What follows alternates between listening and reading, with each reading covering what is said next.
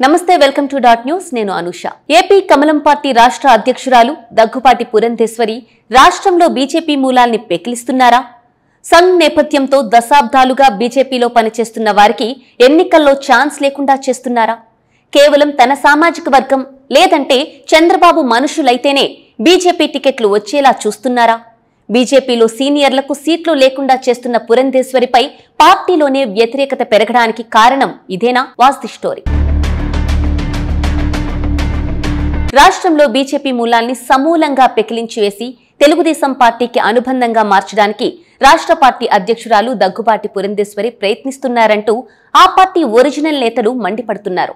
అసలు టీడీపీతో పొత్తు పెట్టుకోకముందు నుంచే పురంధేశ్వరి టీడీపీ నేతలతోనూ బీజేపీలోని చంద్రబాబు మనుషులతోనే సన్నిహితంగా ఉంటున్నారని, పొత్తు ఖరారయ్యాక పూర్తిగా వారి కోసమే పనిచేస్తున్నారనే ఆరోపణలు వెల్లువెత్తుతున్నాయి.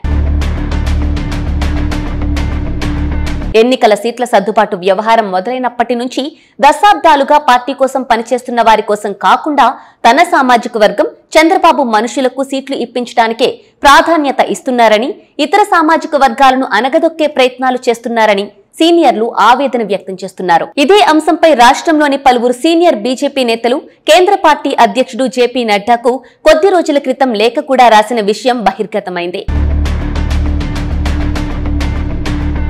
సీనియర్లు కేంద్ర పార్టీ నాయకత్వానికి లేఖ రాసినప్పటికీ పార్టీలోని సీనియర్లకు గతంలో బీజేపీ గెలిచిన సీట్లకు అన్యాయం జరిగిందనే అభిప్రాయాలు వ్యక్తమవుతున్నాయి.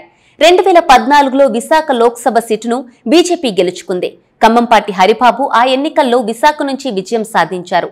ఇప్పుడు ఆ సీటును తన తమ్ముడు బాలకృష్ణ చిన్న అల్లుడు, చెల్లెలు కొడుకు నారా లోకేష్ తోడల్లుడు అయిన గీతం విద్యా సంస్థల యజమాని భరత్ కోసం విశాఖ సీటును టీడీపీకి ఇచ్చేశారు.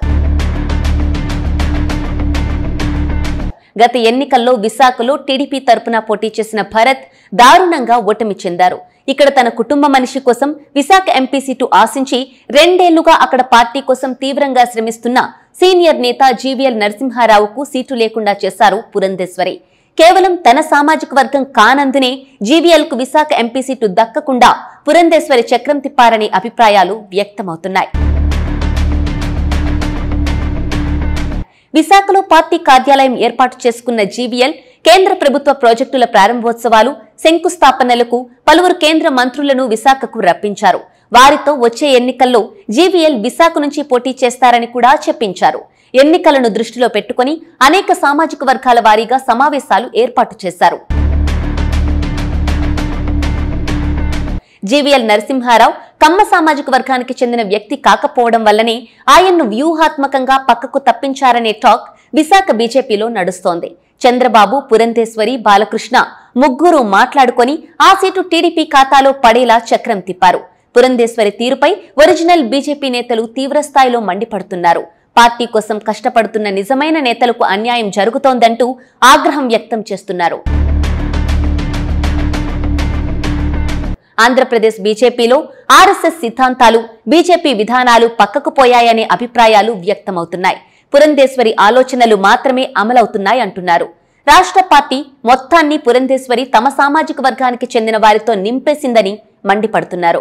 ఇలా అయితే రానున్న రోజుల్లో రాష్ట్రంలో బీజేపీ మనుగడే కష్టమవుతుందనే అభిప్రాయాన్ని వ్యక్తం చేస్తున్నారు.